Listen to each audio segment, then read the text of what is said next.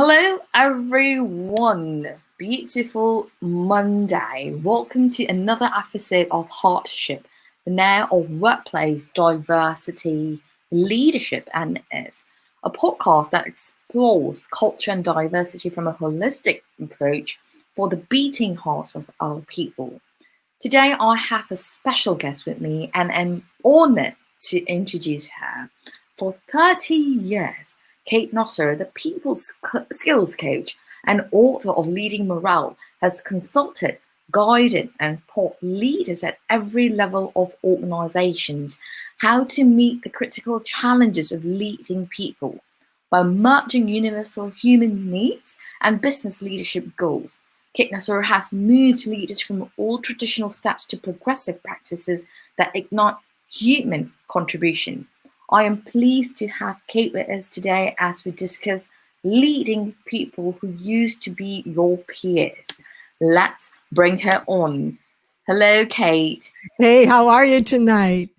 I am well. Thank you for coming on. How are you? I'm great, and I am thrilled by the very overall subject that you cover, this heartship and the beating heart. I mean, it is where it's at today, and if leaders are not connected into that, especially with every new generation coming into the workplace, you can forget about leading because they are not. They were not raised like the generation, like my parents and so forth. I mean, that was a whole different world. So you really have to be connected with them as human beings. Otherwise, you will have a very difficult time of leading anybody. Right. And you brought up a great point, and you talk about during your generation. And that's such a key point that you just mentioned, even starting the conversation. Whilst a lot of organizations are kind of like grappling with the multi-generational aspect of it, and millennials versus X generation versus baby boomers versus that generation, right? And everyone is kind of like grappling, how do we make everyone happy? But that is one facet of it as well. Huge. And a lot of people are also concerned about, someone younger than me is leading, or someone older than me has got no clue what they are doing. But to what we're going to talk about, this is an ever-changing landscape, especially now. And to your point, you said, especially now, we have seen the paradigm of workplace and leadership shift. We have peers taking on leadership roles as more and more peers have currency, right, in what the workplace is demanding for. And this is a great segue to ask the question as to what are the key issues of leading people who used to be our peers? So let's start with that. Yeah. So how do we start? It's okay. Some key issues. I think that's a good place to start because it sort of gets us focused, and then we could go deeper into some of the details, if you want to. I say to people, because I have coached people who were promoted and they were leading their peers. And I say to them, before you, even if it means you got promoted this afternoon, hypothetically, before you go in tomorrow, tonight is the night that you would need to spend some quiet time, find a space at home, whatever, and really think about who you are to them now, because they don't know. And if you go in tomorrow, when you go in tomorrow, you have to be able to give them a very quick sense of who you are now and how they will interact with you and how you're going to treat them. It's the big challenge is the unknowns. And one of the biggest mistakes people make unknowingly, I mean, certainly not intentional, is to sort of recoil a little bit. I'm not saying they're hiding in the corner, but people who get promoted and they're leading their peers, they're trying to figure it all out.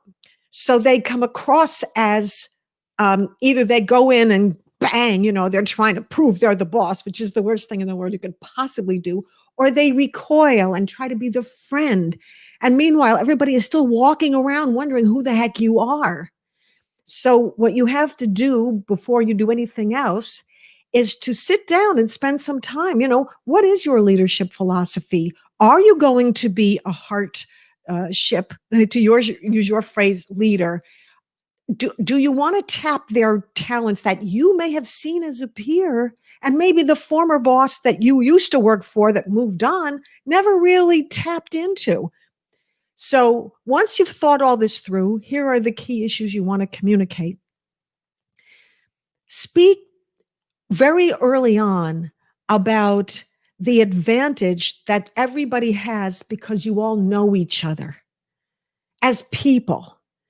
This is a huge advantage. Think about what it would be like if they had hired somebody from the outside that nobody knew, and the long learning curve there would be in developing that relationship and understanding, that new leader. If you already have relationships with your peers, this is an advantage for them and for you and the business. So you want to make that clear early on. Secondly, then talk about the mission and the goals as you see it for the organization. It is one of the strongest and yet non-threatening ways to let everybody know that, yes, you are now the leader. That's a fact. You're not recoiling from that. But here's the mission, here are the goals as you see them, and then engage them. What is it what do they see? What have they been seeing? Just because you were their peer doesn't mean that you know everything they think and everything they're thinking about right now. It's time to engage them and really let them know that you are going to be a very engaging leader. That doesn't mean you're going to abandon them, that they're going to do all the work and you're going to get the credit, But that's extremely important. Then ask them, what is it that they expect of you? It's such a simple thing. You would think that would be the first thing you would ask, but a lot of leaders that get promoted and they're leading their peers don't ever ask that question. And you will be amazed that that's a gold mine. The information you get out of there is a gold mine, because now you're going to have something of a roadmap. If they say things like, well, I hope you still treat us well, or I hope we can still be friends, you're going to know there's that factor in play and how strong a factor that is. They may say to you, well, I expect a raise. I've been underpaid for, X amount of time. And you can say to them, well, I certainly believe that we're going to be looking at compensation as well as everything else, as leaders always do. You don't have to commit to giving them a raise, but you can let them know that you hear them.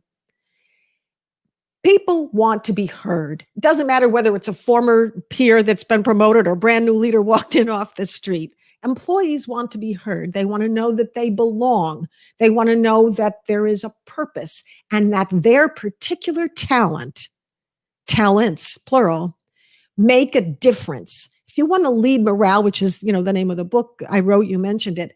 It's all about, we can talk about diversity and heartship and all of these things, but in the end, there are study after study after study show that especially the millennials and the Gen Zs, the one they're getting out of high school, college, and so forth now, they expect to have a purpose at work and to belong and to know that they make a difference. Absolutely key. I would say also address any jealousy that you see straight away, but it's best to address that in private. So there might be somebody who really wanted the job and they are very disgruntled, and you've picked up on that. And it's time to definitely talk with them, find out what their goals are, what talents you see in them that the former boss never saw, what potential you think they can have, whether they're the leader or not. In other words, engage them and let them know. In the end, someone who is disgruntled and jealous that they did not get the job will make their own decision on whether to stay or to go. You can't try to coddle them. You can't be their friend. Those are the very, very wrong mistakes, because in the end, yes, you must establish the fact that you are the leader. But as the leader, you're going to be taking a lot of heat from other leaders, from all the pressure is going to be on you. And you're going to need a team that wants to work Mhm. with you. And so if somebody is really disappointed and Yeah. they're disgruntled and they decide to move on, that's okay too. That's okay too. But those are Yeah. the key steps of, does that make any sense? Yeah, no. Oh, wow. Okay. So you hit so many points right on the nail. And I want to expand a little bit Yeah, on some of yeah. the Let's points that you talk. mentioned, right? And I love that you mentioned about, think about, when you get promoted, think about who you are now. And then when you go in to the workplace as a promoted, as a leader, Right. right? You have to have a sense of who you are and give them a sense of whom you are. This is such a key component that a lot of people, to your point, forget. And I've seen in so many different organizations when someone gets promoted, all the peers think, oh, I know you, we are buddy buddy.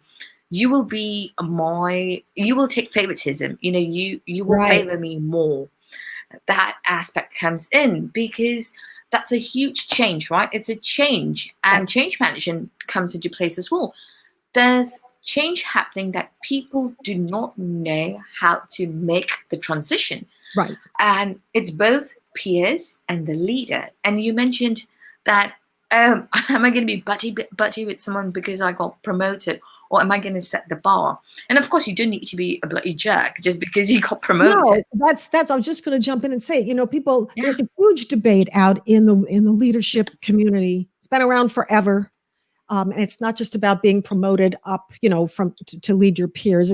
This has been around even for just a new leader from the outside. Can you Mhm, be friends with those you lead? Right? That's mhm, the age-old question. And what I say is, I sure hope so. But I guess it depends on what you define as friendship.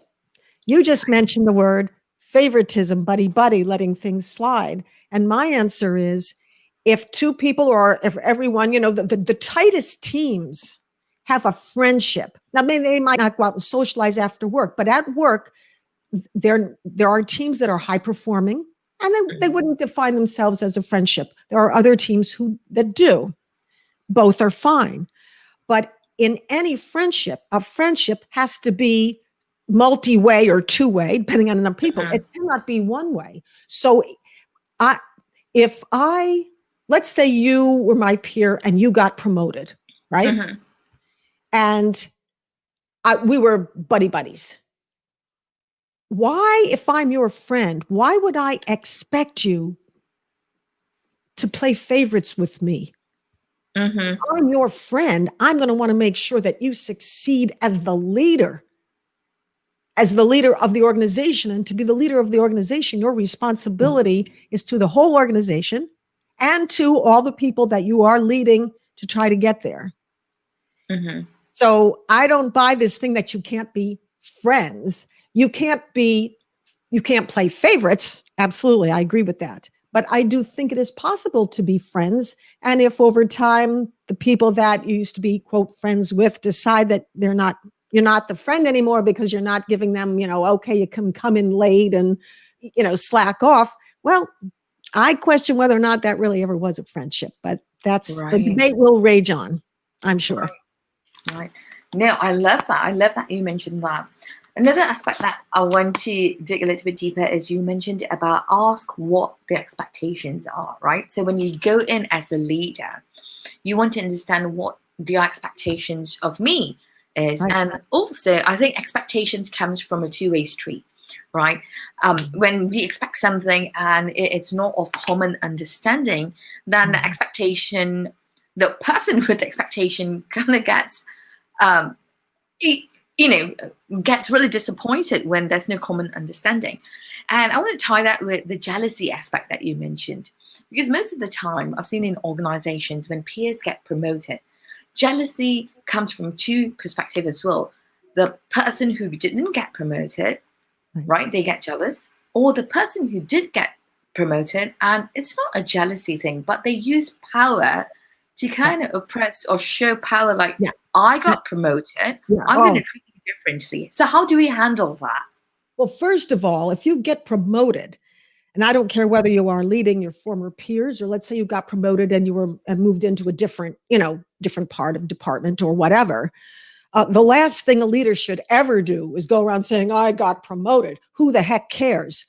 That nobody cares that you got promoted. They care about what you are going to do, how you're going to treat them. Do you have the skills to engage them? Can you lead in a crisis? What will you do? There's a million kinds of expectations. And that's why I say, whether you're leading your former peers or you're new to the organization and you're leading or whatever, the most important thing is to know who you are, your philosophy of leadership, what you envision, and then to find out what people expect of you. A lot of people call it servant leadership. There's a lot of different names for this style of leadership. But the point is, I say to people, look, in fact, in my book, I say, look, if you're not going to lead morale, if you're not going to engage, if you're not going to find out what their expectations are and make their talents come to life, then you're not leading anybody. Leading people is about building trust, and that trust is partly how you're going to treat them. Will you go to bat for the team and try to remove obstacles? And I don't just mean when they want more money. I mean every single day you are in that zone between them and upper leadership, at least in traditionally structured companies. What are you going to go to bat for them, or are you going to crumble when you're in a meeting and then you come back and you say, well, there was nothing I can do, so we all have to work overtime, but we're not going to get paid? I mean, so the expectations, when I got promoted, when I worked in corporate America and I got promoted, it's the first thing I did, because it's like, well, what is it that you need from a leader?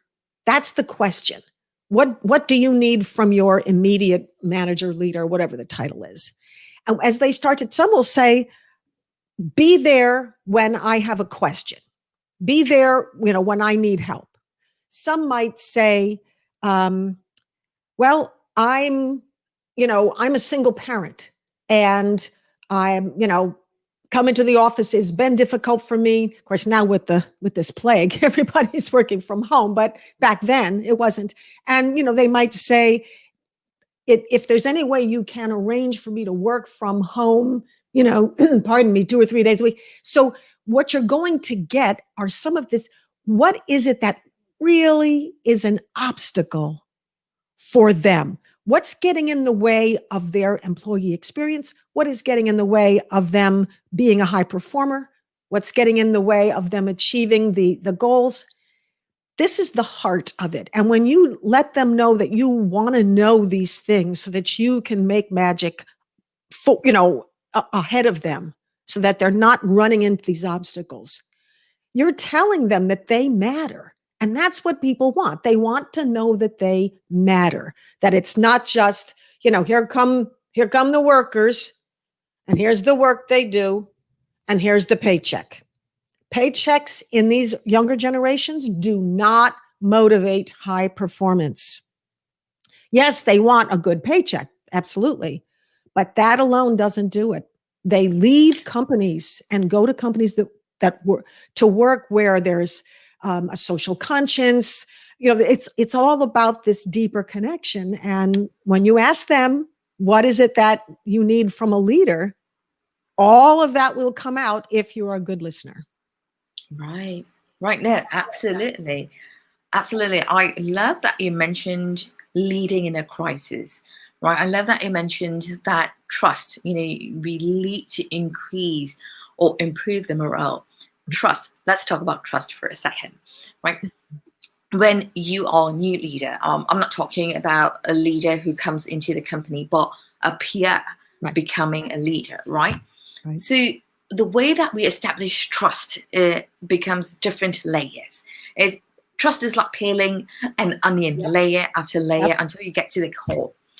But as a peer, right, as peers, fellow peers, you all have, I don't know if it's called water cooler talk, but it's internal talk, and it's behind, let's not speak in front of the manager, let's not speak in front of leadership. Right. And when you become your peers leader, Yeah. trust level morphs, right? And this is a really crucial point. And again, you are back to square one again, trying to build trust, because you're no longer a peer. Now you're trying to build trust as a leader. Mm-hmm. And how can we build that momentum up? Having that relationship, right? Sometimes we also want to take into consideration sometimes peers like, oh, you got promoted, and that becomes stonewalling happens. Stonewalling happens a lot. So from your expertise, how can a peer who has become a leader, how can they start again in building trust? I love this question. Um, you just mentioned a minute ago, and you're absolutely right, that at least traditionally, and I think even still today, peers, talk by the water cooler or whatever, and not in front of leadership. And so what I say to people that are about to be promoted and they're going to lead their peers, I say to them, first of all, you have an advantage. Again, because you know the kinds of talk that went on at that water cooler. So, how can you ask yourself this? How can you set up more frequent conversations? Whether it's in a meeting, you might start every meeting instead of just making meetings these boring status updates. I mean, if you're going to get together for a meeting, whether it's on Zoom or if anybody ever gets back to working face to face after all this, um, meetings should be a very precious, special hour, half hour, whatever it is, where an engagement goes on, real discussion goes on. And one of the ways to do that is at the beginning of a meeting, certainly always have an agenda, but say to them, we want to get through these issues today. You've all contributed. That's the other thing. Make sure they are contributing to the meeting agendas. Do not send them a meeting agenda. Should in advance, that meeting agenda should be collaborative so that when everybody gets there, they're interested in contributing. But then at the very end of the meeting, make sure you have good time management so that you're not getting derailed on any one topic. Save 5-10 minutes at the end of a meeting for, okay, it's water cooler time. Let's talk about the things that maybe have been on your mind. You haven't you haven't come to bring it to the foreground yet. Maybe you've been talking to each other about it. I used to do it. We used to do it. So let's have water cooler moment. And you can call it whatever you want, but there should be, that is also very much a part of the engagement. There have been leaders that were promoted that are leading their peers who did it so well that there was very little withheld from the leader, because most of the time water cooler talk, as you've mentioned it, is two things. If it's disgruntled, upset, whatever, that's one kind. And the other one is uncertainty. Oh, are we going to be reorganized? Oh, are they going to cut that product line and that'll make my job up? It's all about uncertainty. So you can handle uncertainty by making sure that you always have out front water cooler moments, whether it's on Zoom, whether it's at the 5 or 10 minutes at the end of the meeting. Be creative. Make sure it fits the style of your organization, but it does work. And they'll get to the point where they realize, why are we hiding this from her? Just her, just because they got promoted. They will see that you are very much doing the work of a leader and that you are there for them. That's the most important thing. Oh, I love that answer. I absolutely love that answer. And you touched on two things, right? Coming from a point of disgruntled or uncertainty. Right. And I love how you just dissolved those two portions as to being transparent. Yes. And yes. yet so many people struggle with being transparent. I know. It's a mystery, because there are going to be, I think one of the reasons they struggle with it is because there is most often, again, in traditionally structured organizations, there's information that, let's say, a department level leader gets from upper leadership that they are not allowed to share. They're told, do not share this. This is not to be shared.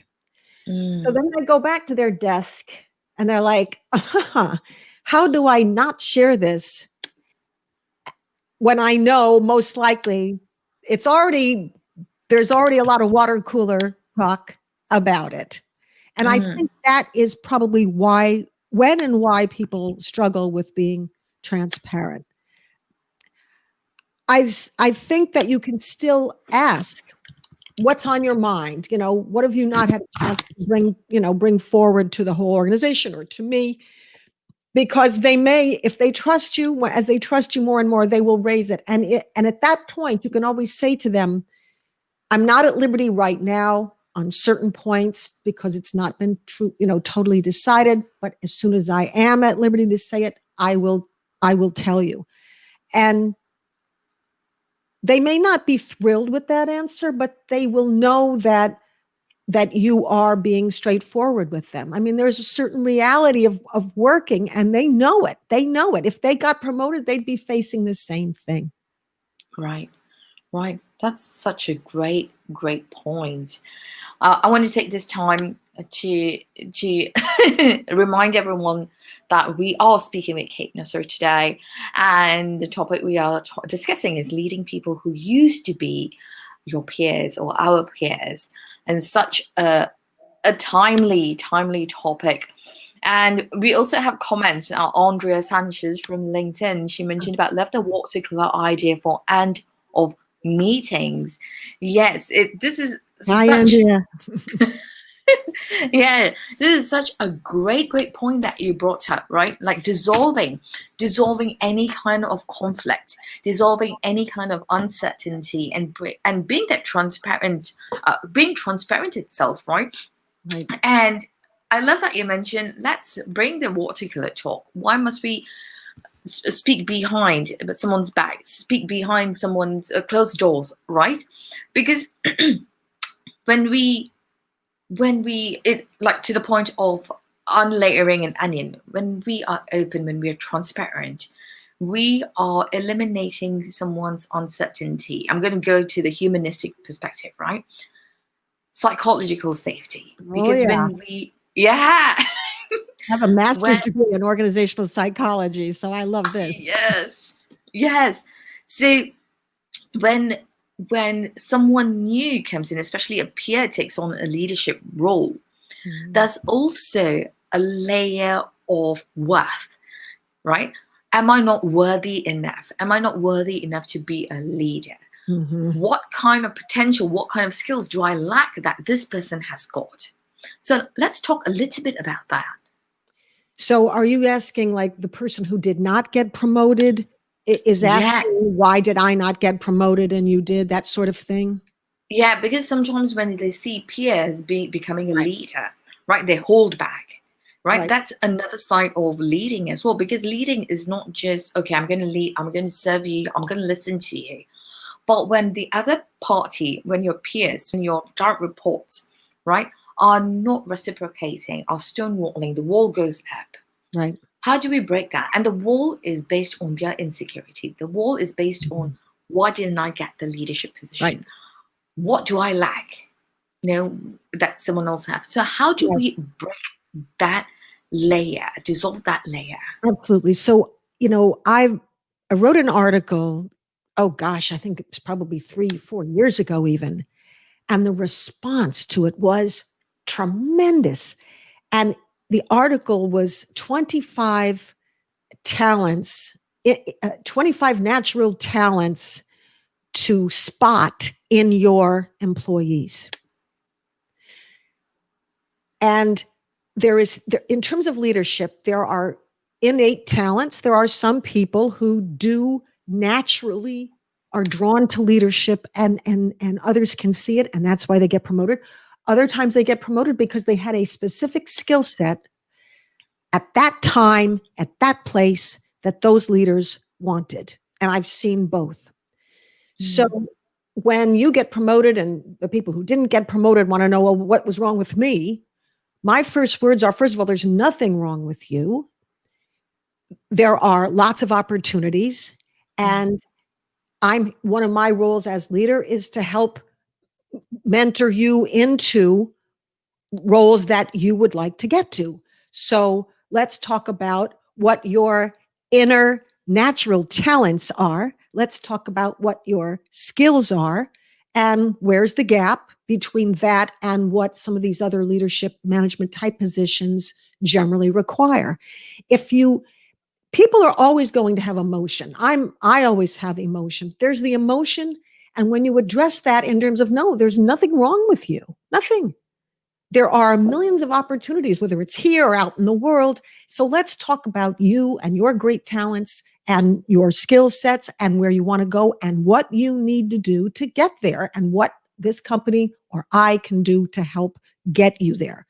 So when you address it from, yes, you're great, and yes, you have talents, they may not be fully developed or they may not be what they wanted right now, but so what? Let's talk about where you're going and how to get you there. Most people will shift over now and start to realize that this is really no different than any other mentoring, employer employee mentoring session where, an employee goes to their boss who's been their leader for, let's say, 5 years and says, hey, I want to become a manager, or I want to get over into that department. What do I need to do to move ahead in this company? Those kind of conversations go on all the time. The fact that you used to be their peer is actually not a very important factor, but you don't want to say that way because it would be demeaning and dismissive. So you say to them, there's nothing wrong with you.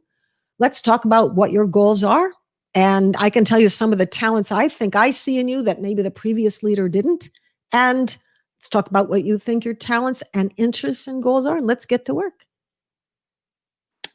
I love it. I love this. Oh my God. So many questions, but let's take a quick, say a quick hi. Andrea said hi, Kate. Hi, and we also have Enrique from LinkedIn saying hello. And Andrea also said that she absolutely loves this topic. So hello to everyone listening at Well, you have to know that Andrea Sanchez and I have been connected through, I think, Twitter and LinkedIn for a long time. And we finally got to meet in New York City. She came to New York.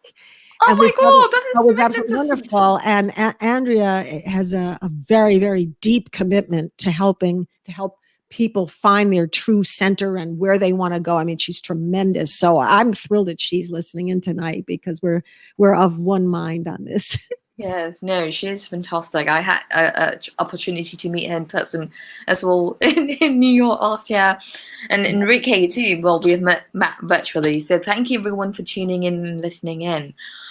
Kate, I absolutely loved the point that you just made, right? As a leader, how do we truly find the skills in you, right? And identify what your skills are.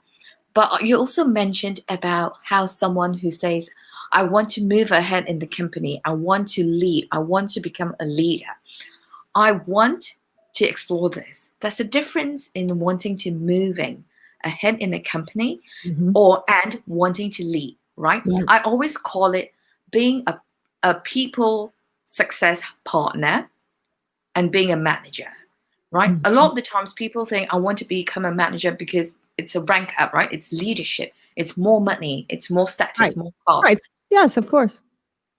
But there's also a difference in becoming a leader, being a people sponsor, people success partner, where you are leading people from the heart for other beating hearts to find their unique skills to really cultivate, enable them, and push them ahead.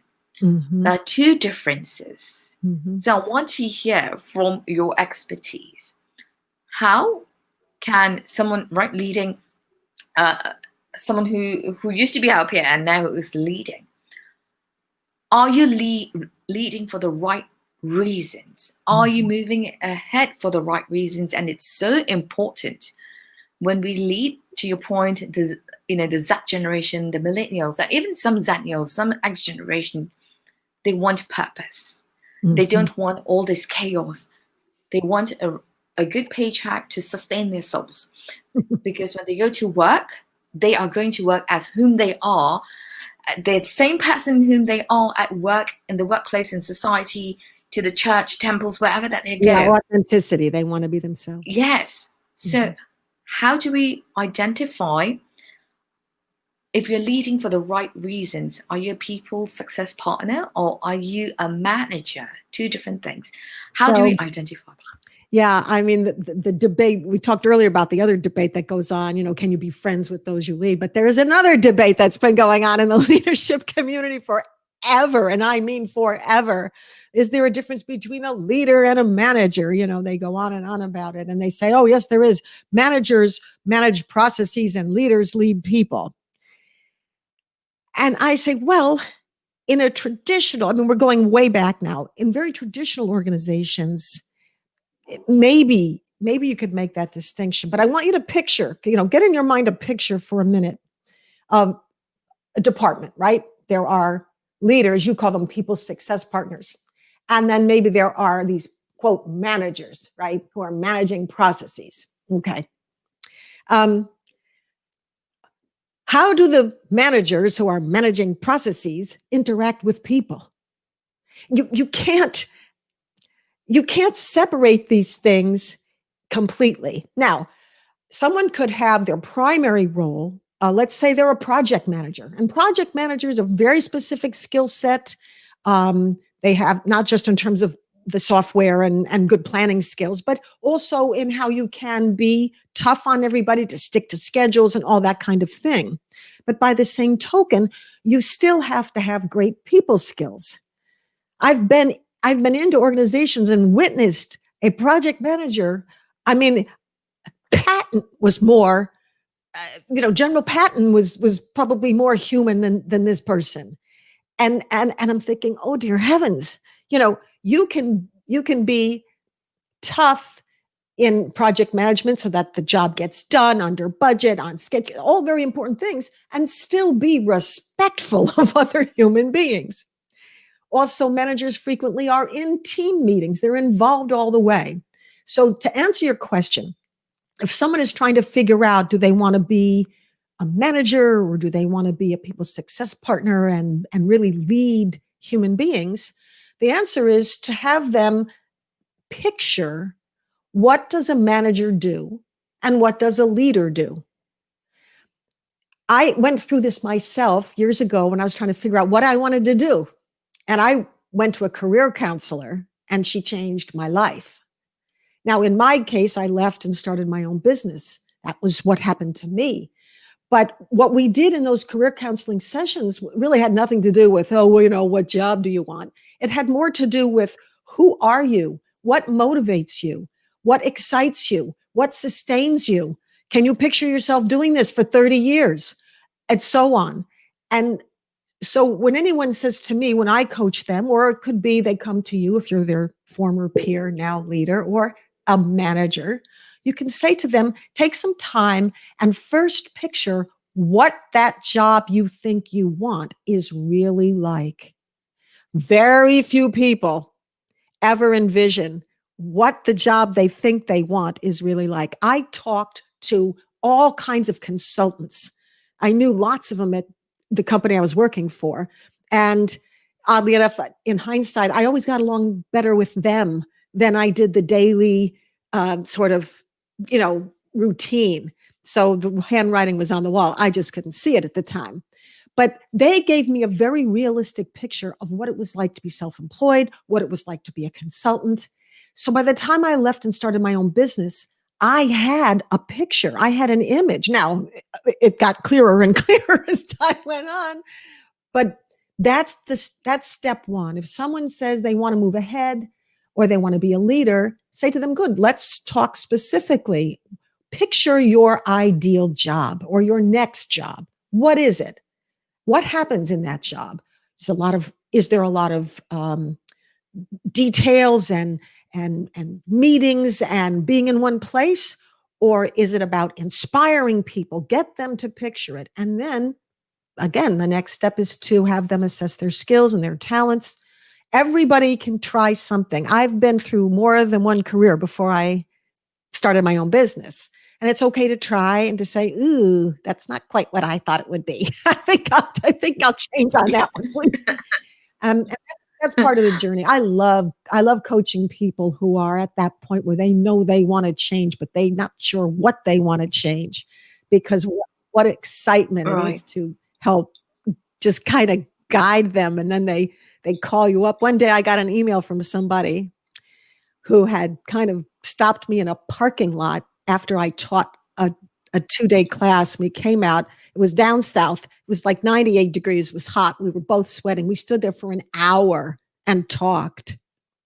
And she had wanted to relocate to New Mexico, but she had a Corvette that she was paying off, and she went through all these things. So after an hour, and I was about ready to faint from the heat, I looked at her and I said, okay. I said, here's the question.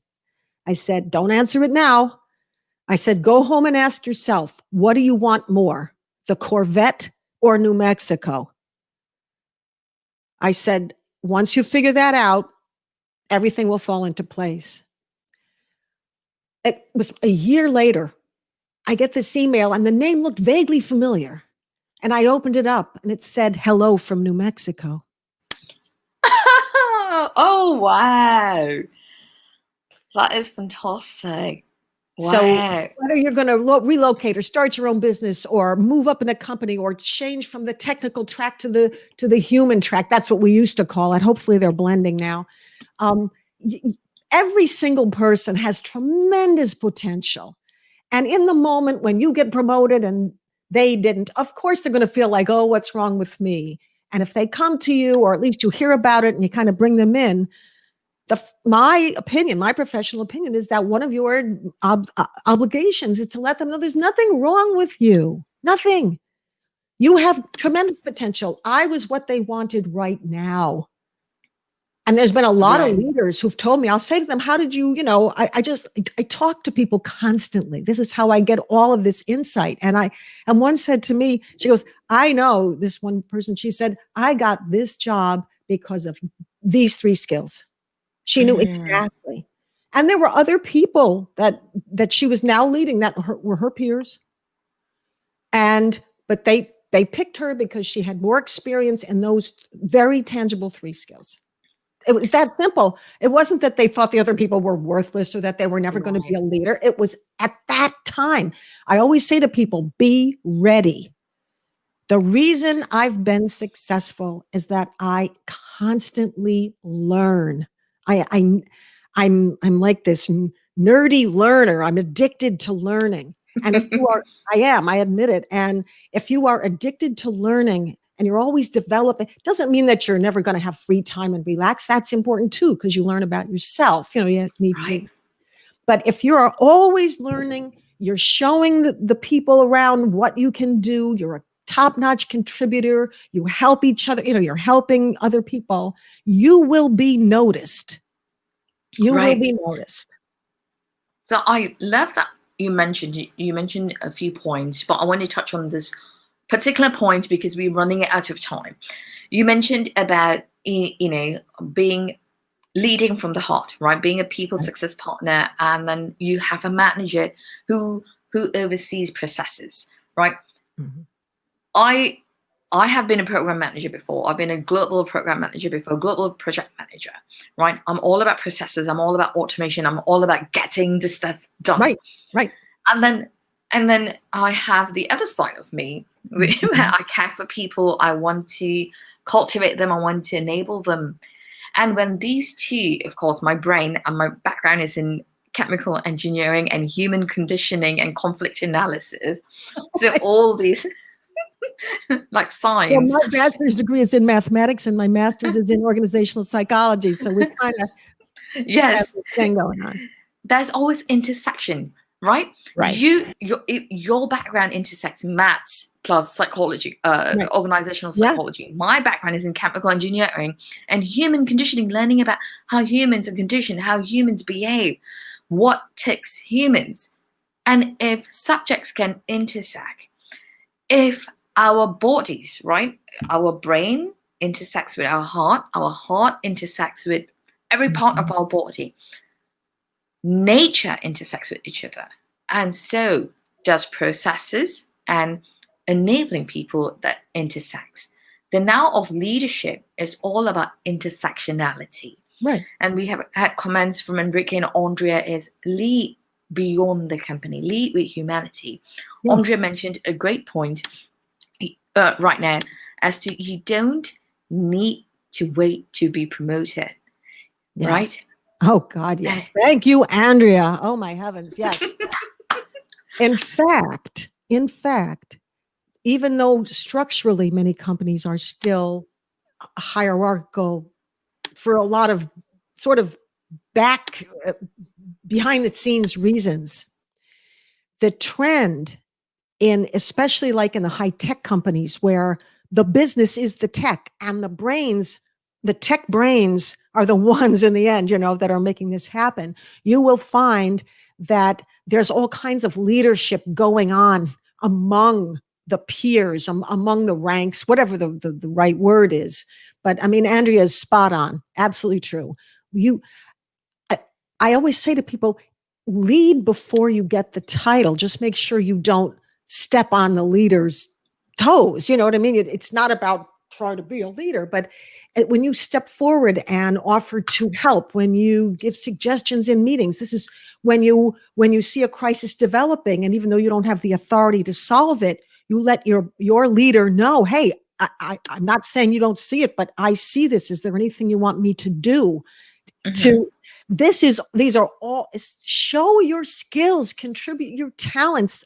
Right, Leadership is about stepping forward. right. Leadership is about Absolutely. stepping forward, and in that you become an influencer, not a Yeah. arrogant, pompous whatever. But that is leadership, and there's a lot of organizations where the teams are leading themselves even though there is a leader and there's still structure there. Yes, absolutely true.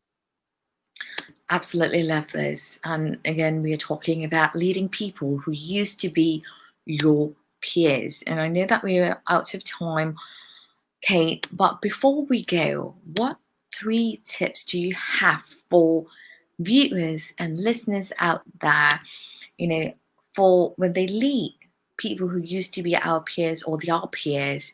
Mhm. What three short tips do you have so they can take away and implement in the future? Well, I have one tip that I have to get out because it's so critical, and yet most people don't think about it. And that is, if you're not yet promoted into being the leader of your peers. So, in other words, peers out there, every employee that's on a team, you go to work, you've got peers, you have coworkers. Develop great relationships with those people, because whether you become their leader at some point or not, all of this that we've been talking about in this session, it all has to do with how you treat other people. And so if you develop good relationships, show respect, build the trust, honor your commitments, be accountable, have their backs, all of these things. So that's tip number one. And if you just got promoted and you're leading your peers and you didn't have good relationships with them, then point number two is it's time to reset. It's time to reset. Your hill is going to be higher to climb, if you didn't have good relationships with them. But you can be honest with them. You can say, look, I realize that we haven't been the tightest, together here before, but we are a team, and I'm going to correct any mistakes that I've made, and I'm here to listen, and I'm here to take the heat from above and keep that heat from burning you, and so forth. So make sure that you're starting out with a commitment to having good relationships with. That doesn't mean favoritism. It means good, solid relationships. Number two, you've listened to this tonight, this wonderful podcast that Mila has of Heartship. And number two is to make sure that you do it right the first time. Now, nobody's perfect. I certainly wasn't the first time I got promoted. But I can tell you now, after so many years of consulting and coaching and everything, that everything we talked about at the beginning of the podcast. When you listen to this, go back, listen to the beginning again. Make sure you think about what it is, what is your philosophy of leadership and who you are to them and what they expect of you. You've got to think that through and then get in there and get those discussions going very quickly. And lastly, my gosh, make sure that you are giving more recognition and appreciation on a daily basis. That is the other element that showed up in a lot of the research I did when I was writing my book, Leading Morale. There are some people out there that think that's fake and you shouldn't be telling people how good they are. Well, the bottom line is if you do it generically, it sounds fake. But when someone accomplishes a goal ahead of time, when someone has put in extra work, when someone spotted a risk that you didn't spot, all of those things deserve that was great. Thank you for doing that. Those things make a difference, and it does matter in terms of leading morale. So be prepared, know who you are and what they expect, get their expectations, and then make sure that you are mentoring them and giving them recognition and appreciation quite frequently. I love that. And it doesn't cost anything to give recognition. Nothing. And go and you can research, just Google, research it. You'll see the studies out there. Of course, yeah. Oh, well, I don't need recognition. I just need a good paycheck. Well, of course, everyone needs a good paycheck. But when somebody says to me they don't need any recognition, I am very, very skeptical, because it could be that they don't want that in front of other people. There are introverts, there's all kinds of differences of personalities. That's fine. But every single human being I have ever met in my corporate work and my 30 years of doing this business of, coaching and training, customer service, leadership, teamwork, everything, I've never met a single person that didn't want some positive feedback for things they did well. I mean, come on, you're human. Right. Even there's science, there's research, proven research that babies who are not conditioned yet, right? Even when you clap and say good job or good work, they get happy. Yeah. It's a human thing. Totally. Everyone yearns to be wanted. Everyone wants recognition. Yep. So thank you again for being here. And thank you. This was a wonderful opportunity. No, I love having you. I love having you. I would love to come back sometime and talk about the generational differences. I think that would be a great talk. It was right on my mind. So I'm so having you back. So where can listeners and viewers find you, Kate? Yes. So, of course, on Twitter, I'm at Kate Nasser. I run a people skills chat every Sunday morning at 10 a.m. All different kinds of topics, personal relationship topics, but more on the business side. I have a blog. My website is katenasser.com. I publish at least one new post every week. I'm on LinkedIn. I have my book, Leading Morale, which is available at amazon.com. You can always, tag me on anything. If you've got questions, I always tell people, look, even between the chats that I do and the podcasts and everything, I'm here for your questions. And if you have questions you want to ask me, send me a question on whatever platform we're on together, and I'll respond. Beautiful, beautiful. Thank you, Andrea. Thank you, Enrique. Thank you, everyone else who sent comments and questions. It's been a pleasure having you, Kate. Again, absolutely. If you liked hearing this on YouTube, please subscribe. Hit the subscribe and the bell button. Give it a thumbs up. If you like this on LinkedIn, give it a thumbs up. Of course, follow Hardship. It's on iTunes to podcast as well. Again, thank you, everyone. I am your host, Mila Dushon. This is Hardship, the Now Workplace Diversity Leadership. And please tune in again. Till next time, have a great, great week ahead. Again, lead from the heart for other beating hearts, because we are all humans. Thank you, and I'll see you all soon.